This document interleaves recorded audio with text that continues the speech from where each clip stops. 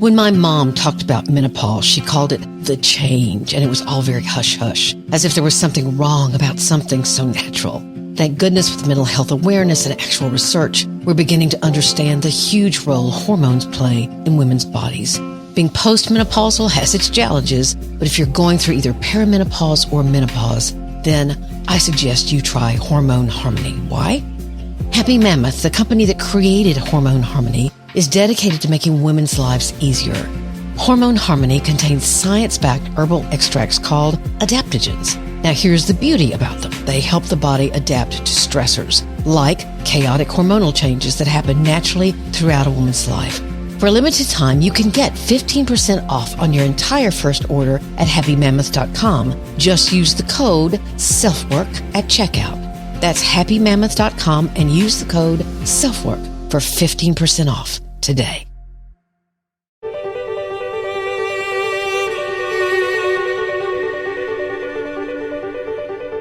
This is SelfWork, and I'm Dr. Margaret Rutherford. At SelfWork, we discuss psychological and emotional issues and what you can do about them, whether that's learning self-acceptance, taking action, or seeking therapy or treatment.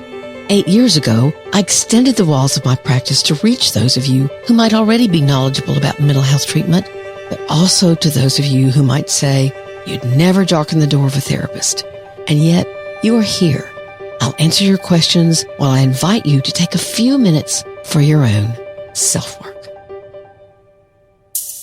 Now, I've had my share of PMS, but I've not experienced PMDD. I can only imagine how trapped you must feel, that your very biology is ramping you up for vicious trouble every month after month.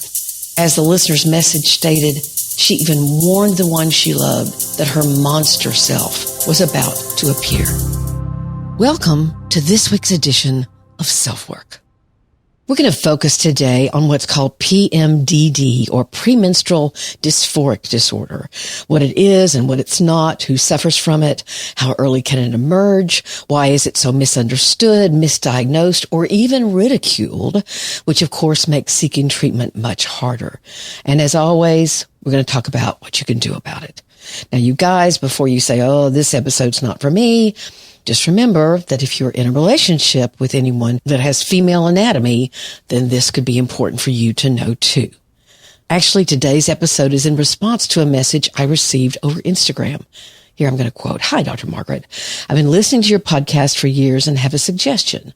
Would you be willing to do a podcast on premenstrual dysphoric disorder? It's a relentless and vicious cycle I go through every month, and I'm sure so many women suffer from it too. The symptoms include suicidal thoughts, irritability, depression, and an inability to even get thoughts in order. I've been under the care of a psychiatrist, take meds, see a therapist, and still struggle. 2 weeks out of the month, I'm my normal self, and the other 2, it's like a monster takes over. This has ended many relationships, and it's to the point where I give my loved ones a heads up that the monster is coming, so they know if I say anything hurtful, it's not me. Please let me know of any questions, and thank you for being, she says, and thank you for being so freaking fantastic." Sorry, I didn't see that coming. That's a little much, but anyway. You can hear this listener's loneliness and even shame about something that happens to her. So I'm delighted to share with you what I know and have learned through researching what the experts have to say. And I'll offer some really great support links in the show notes for any of you who might need this support. Our listener voicemail was hard for me to decipher, but the gist of it is that she's describing that all she can think about is work, and she feels very self-centered with little empathy or support for others. Her pain is evident in her voice. In fact, that's probably one reason it was more difficult to understand. So I'll do my best to answer her question. But first, let's hear from AG1. They used to be called Athletic Greens, and I know that I can tell if it's a day that I didn't take them. Or I certainly can tell the next day. So let's hear from AG1.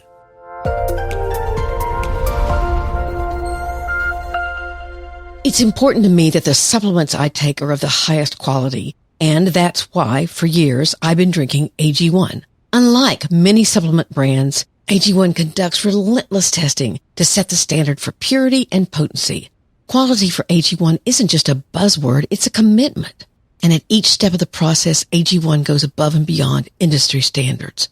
I know I can trust what's in every scoop of AG1 because they obsess over product quality, the standards of their manufacturing, and sustainable practices. Taking care of your health shouldn't be complicated, and AG1 simplifies this by replacing all those multiple health supplements like your multivitamins, digestive aids, immune support, and more in just one simple scoop. AG1's ingredients are heavily researched for their quality, and I love that every scoop also includes prebiotics, probiotics, and digestive enzymes for gut support. I've partnered with AG1 for so long because they make such a high-quality product that I drink every day. So if you want to replace your multivitamin and more, start with AG1. Try it and get a free 1-year supply of vitamin D3 plus K2 and 5 free AG1 travel packs with your first subscription at drinkag1.com/selfwork. Again, that's drinkag1.com/selfwork. Check it out. You'll be glad you did.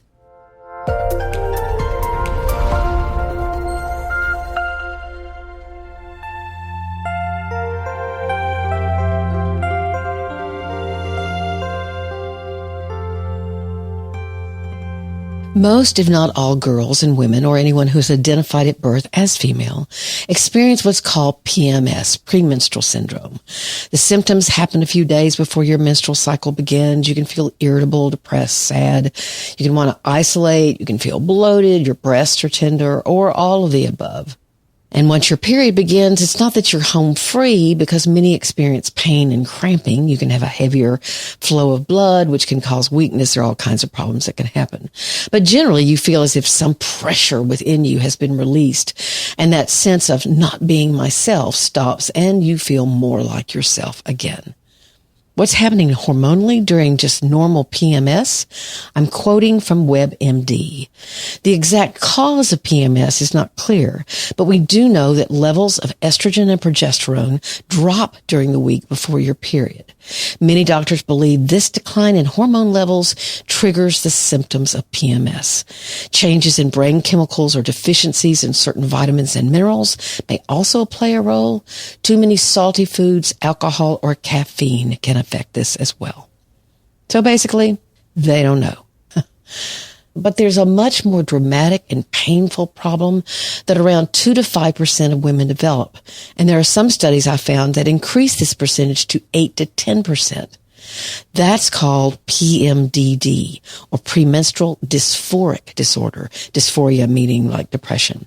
Now, don't get this confused with PDD, persistent dysphoric disorder, or what used to be called dysthymia, which is a longer-term sense of being fatigued, despondent, down, or agitated, mentally foggy. It's like a mild or more moderate depression, and it's got its own treatment hurdles. Yet PMDD is different. Imagine every 3 weeks, you're going to experience, sometimes no matter what you try to do, a major depression. You may dive into a pit of despair. You may want to hide from everything and everyone. You may be so irritable that you pick fights with people you love or impulsively snap at them. You may even have suicidal thoughts. And as the listener's Instagram message to me said in the intro, you may also have incredible mind fog. And then a few days later, the depression lifts miraculously, right? Until the next month, when similar symptoms emerge. Even those with bipolar disorder can learn their triggers, or what will cause them or trigger them into having a hypomanic episode, such as maybe lack of sleep, or what may make them more depressed. In fact, if you listen to Gabe Howard, who was my recent guest on SelfWork, he called bipolar an intermittent disorder. You get times when you feel pretty normal. But for sufferers of PMDD, although the exact cause is still unsure, it happens with almost every menstrual cycle. In fact, that's part of an accurate diagnosis. It has to happen almost every time. Now, I've had my share of PMS, but I've not experienced PMDD. I can only imagine how trapped you must feel, that your very biology is ramping you up for vicious trouble every month after month. As the listener's message stated, she even warned the one she loved that her monster self was about to appear. Now, before the diagnosis of PMDD was made official, before it was understood and accepted as a true mental health disorder, which actually has been fairly recently, most were misdiagnosed or dismissed as overly dramatic or neurotic. The further fact that it tends to emerge when its sufferer is young may stand in the way, or did stand in the way, and probably still does, of its legitimacy. Oh, she's just getting used to having periods, or, oh, she's a teenager and all teenagers are moody. You can see how easily it could be minimized simply because of a girl's age. Let's talk a bit about the controversy that's still raging over this diagnosis. Women want and deserve for this dysfunction or problem to be seen as legitimate, deserving research and understanding. Here's an excerpt from the website IAPMD, the International Association of Premenstrual Disorders. PMDD has been a hidden battle for many of us. Throughout history, PMDD symptoms have often been mistaken for exaggerated premenstrual syndrome, or PMS, or even dismissed as emotional instability. However, within the last century, brave women and their supporters have fought to bring PMDD out of the shadows, and modern advocates continue the fight for change. Dr. Catherine Dalton, a trailblazer in the 1950s, dedicated herself to studying and documenting the severe symptoms experienced by women before menstruation. Her groundbreaking research emphasized the unique nature of PMDD and highlighted its profound impact on women's lives. Dr. Dalton's work paved the way for understanding PMDD as a genuine disorder with its own challenges and struggles. Now, a significant breakthrough came in 1987, when the Diagnostic and Statistical Manual of Mental Disorders, the DSM, finally recognized PMDD as a diagnosable mental health condition. This was a momentous change. Before, PMDD had been left out of the manual, perpetuating its underrepresentation and lack of acknowledgement within the medical community. Now, even given these recognitions, there's still distrust, because the chance of it being used against women is substantial. What woman doesn't hate when her objections to something in a relationship is being discussed? The demeaning question is asked, is it right before your period? And that's on a personal level.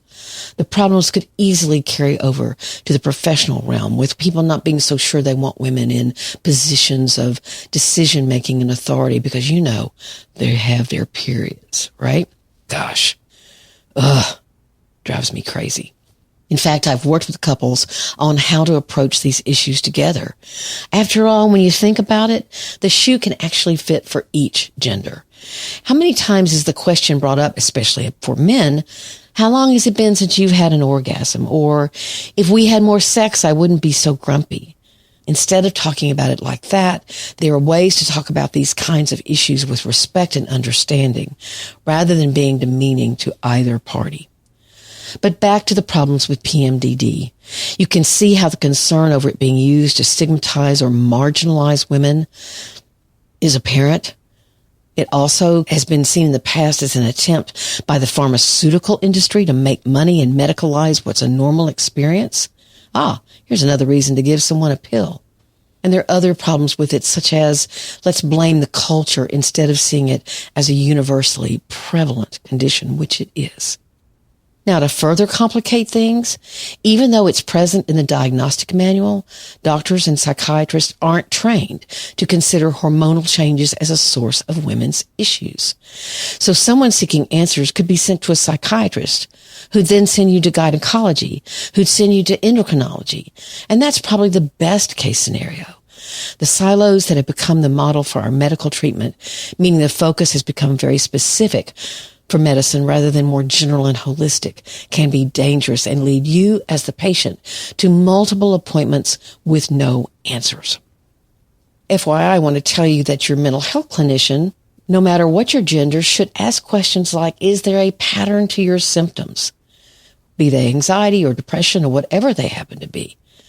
Do they tend to happen at the same time? And often I ask for people to keep track of when their problems begin and when they end. I want to collaborate with my client to try to understand what's going on. There are even really great tracker mood apps. They're a very easy way to do this. And I do this whether I suspect PMDD or other form of cyclic disorder.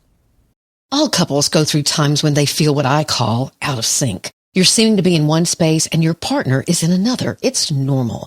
But how do you get back in sync? The newest sponsor of SelfWork, Paired, has an idea. It's an app for couples who want to strengthen their relationship, and it's founded on the simple belief that real love takes practice and a little bit of time. This is how it works. You and your partner both download the app. Then you pair together, and the app will take it from there. A few minutes a day that is focused on the two of you can make a world of difference. Whether you're just a few dates in or have been together a long time, find the time to connect with your partner and nourish your relationship. With the Paired app, it's easy and fun, and it only takes 5 minutes a day. Head to paired.com/selfwork to get a 7-day free trial and 25% off if you sign up for a subscription. Just head to paired, PAIRED.com/selfwork to sign up today. Now I want to go to the topic of what could you get misdiagnosed? What if you have PMDD and you go to someone?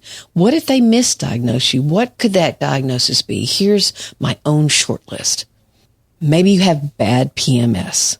Okay. And the argument really is for any of these, this is much worse than PMS and it happens every cycle. Well, maybe you have bipolar illness. There's something called rapid cycling, meaning that literally your ups and downs are very frequent. And someone could think, oh, she's up for 3 weeks and then she's down for 3 weeks. But again, anyone asking the question, when do your symptoms begin and when do they tend to end, could fairly easily rule this out. Unless there's some kind of dual diagnosis, meaning could you have bipolar disorder as well as having PMDD? Yes, of course. That would be a hard road, but you could have that. Now, again, it could be seen as a major depression, but for you to receive the diagnosis of major depression, you actually have to have those symptoms, the sadness, the foggy thinking, the crying, the even suicidality, the just not functioning like yourself, really, really depressed, really, really down for at least 2 weeks to receive that diagnosis. For PMDD, usually your symptoms are the worst for about 5 to 7 days, maybe a little longer for some, but at their worst, 5 to 7 days, and then they remit, not major depression. Now, one of my guesses would be that you might also be seen as having a personality disorder, either histrionic personality disorder or borderline personality disorder. Both of those having agitation, anger, lots of drama, mood swings.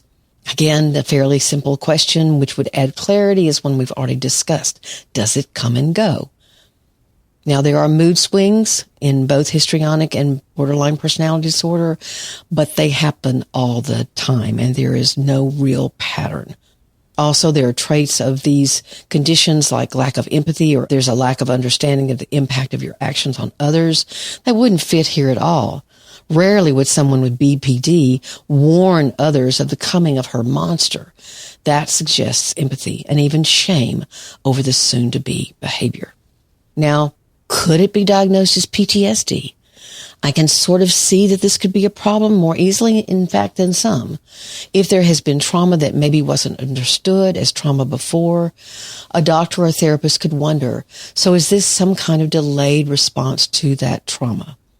I want to point out, diagnosing mental health conditions can be very complicated. In fact, I'm going to talk more about that in next week's episode. So, as we always focus here at SelfWork, what can you do about it? What I noticed in the literature was disagreement. The medical websites I visited overwhelmingly stated that SSRIs or antidepressants, those are selective serotonin reuptake inhibitors. Those medical websites said, oh yeah, that's the primary treatment option. Now, what that doesn't account for is the days and even weeks where there are no symptoms present. Somebody might think, oh, well, that's the effect of the antidepressant, but it's actually not. It's the pattern of the diagnosis. So why do you want to be on an antidepressant when for 3 weeks out of the month you're not depressed? One promising study that I found showed that women who took an antidepressant only during those days where symptoms were emerging did fine, but it sounded like more studies like this needed to happen. The other avenue is hormonal treatment. For example, going on some kind of birth control method, and I did find studies that said that is far superior to SSRIs. The issue here is that not all women can tolerate the side effects of the hormonal treatments, so the jury is still out. Here's the best thing to do, in my opinion. Get support from others who share your experience.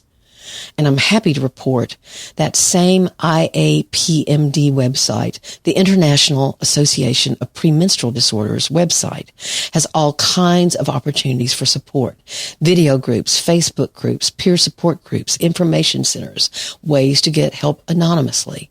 So I will have that website in the show notes, definitely, along with several other helpful links. Just connecting with others can be very helpful.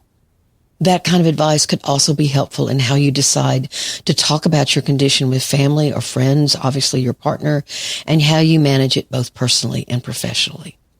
Now, on the medical level, and if your insurance will cover it, you can look for an integrative medicine doctor. They integrate conventional approaches and complementary therapies to achieve optimal health and healing, according to a website of theirs. So that might be another take. I found 2 excellent, really excellent YouTube videos that I'm including in the show notes for those of you who want to hear from those who've experienced this and who want to offer hope to you. So please go to your show notes and avail yourself of them. You definitely need support if you have and suffer with PMDD or you love someone who does. SpeakPipe message from drmargaretrutherford.com. This voicemail, as I said in the intro, was very hard to understand at first, but let's listen to it. Sir, I'm always being selfish. I don't know why. I am always self-concerned about my things only. If some people told me about their feelings, I can't really get into their feelings. I'm just focusing on my own things only, like always doing my work. If I came to work, I cannot focus on any other things except work. Even my loved one is in danger, I'm just focusing on work alone. Even I have many problems, I can't take care of other things. I'm just focusing on my own work. Like that only. If someone is telling about their feelings, I can't understand how they feel. It's just like a waste. Why I am being like this? Why I am being so selfish? As I listened and more understood the cadence of this listener's speech, I caught most of her phrases, and I realized that she was talking about her own struggle with an over-focus on work and less of a focus on or comfort level with being emotionally available to others. Some of you may understand this listener's speech patterns better than I, so I apologize if I've missed some major part of her comment or question. But her intense focus on work was what I gleaned was where she was struggling and calling herself, sadly, self-centered. First, let me say that someone who's truly self-centered probably wouldn't see this dynamic as a problem. They might say things more like, I wish other people would quit trying to talk to me. I'm too busy. Or my time is very precious. So from my perspective, this listener's likely not truly self-centered. My guess is 2 things. First, somewhere, her family, her culture, her schooling, her peers, somewhere along the line, she's learned that working and a focus on working is paramount. Maybe she grew up very poor. Maybe, I believe she's female, she was told she'd never amount to anything professionally, and she's very determined to be successful. Maybe she was only viewed as valuable by her family if she brought in enough money or achieved a certain standard of success. An intense focus on your professional life as the sole source of accomplishment is part of what I call perfectly hidden depression, as many of you may remember from other episodes. I've worked with people through the years, and remember, I've been accused of and accused myself of being a bit of a workaholic. But I've worked with people who cannot turn off their work brain. They carry work home with them either mentally or even physically and cannot seem to relax and enjoy or be a part of whatever's going on at home. They don't play with their kids. They don't hang out with family. They work. It's true they may be in a highly competitive, or you may be in a highly competitive or demanding job. Several international corporations have their headquarters here in Northwest Arkansas. Walmart, Tyson, J.B. Hunt, to name a few. And I've certainly seen a lot of people through the years that are on that success treadmill. If they're coming to see me, that's usually because they can see the destructive impact it's having, but they still may balk at too many changes where work is concerned. What I do with folks like this is collaborate about what changes they feel they are ready to make and remind them no change is too small. No change is insignificant. But now let's focus on this listener not knowing how to stop and tune into other people. Again, that could be a choice, but so many people, and this listener or even you, maybe one of them, are uncomfortable when people are sharing struggle or pain. They can become judgmental. You don't have a reason to feel that way, and they can certainly shut down the conversation. Or they can say, hey, you need to look at the positives. They can problem solve or try to talk them out of feeling blue or down or even depressed. That kind of cheerleading is another surefire way to get people to stop sharing. Instead, and if you really want to learn how to do this, start with where you are. Start by saying, I want to be a friend to you, but what could be helpful for me to do? I'm not very good at this. Much of the time they'll say something like, I just need someone to listen. Or they might say, I don't know quite what to do or what I want, but I'd like your opinion. And those are two different conversations. Somebody wanting you to listen and someone wanting your opinion. They're very different conversations. But even this means you have to unfocus on work and be there in the moment. You can actually practice this. I practice this all the time. My mind will be racing along and I'll stop, challenge myself to be present in the moment I'm in. When you're walking, for example, don't think about where you're going. Notice things, the air, how your feet feel on the ground. Maybe your shoes are too tight. Any smells around. You slow things down. And then you can pick that racing mind of yours back up, but you've enjoyed a moment of your own. I love to do it when I first wake up. It kind of gets my day started well. So please, to this listener, don't pummel yourself with self-demeaning words about how self-centered you are. There are two not so simple skills to learn. How to unhook from your working mind, and then second, be in the moment with someone who needs to talk. Many of us have to work on the same thing. Let us know how it goes.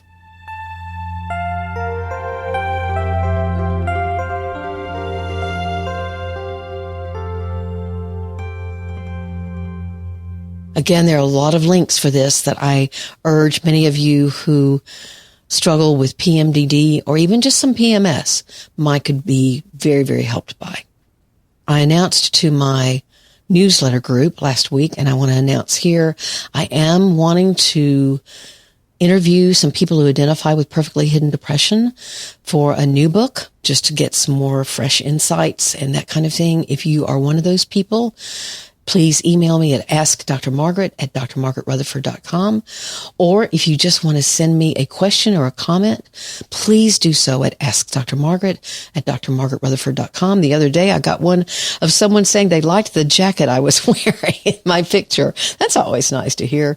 So anything, question, comment, concern, I'd love to hear from you. And you can use the SpeakPipe voicemail that's again in your show notes, the app, and is on my website. By the time you hear this, my TEDx will be either right at 1 million views or a little over. I am honored. Thank you for listening. Thank you for liking. Thank you for sharing. And if you haven't listened to it, you can go to TEDx Talks or just TEDx, Dr. Margaret Rutherford, and it'll be right there. How to recognize perfectly hidden depression. Thank you, as always, for being here. Every one of you is very special to me. Please take care of yourself, your loved ones, and your community. I'm Dr. Margaret, and this has been SelfWork.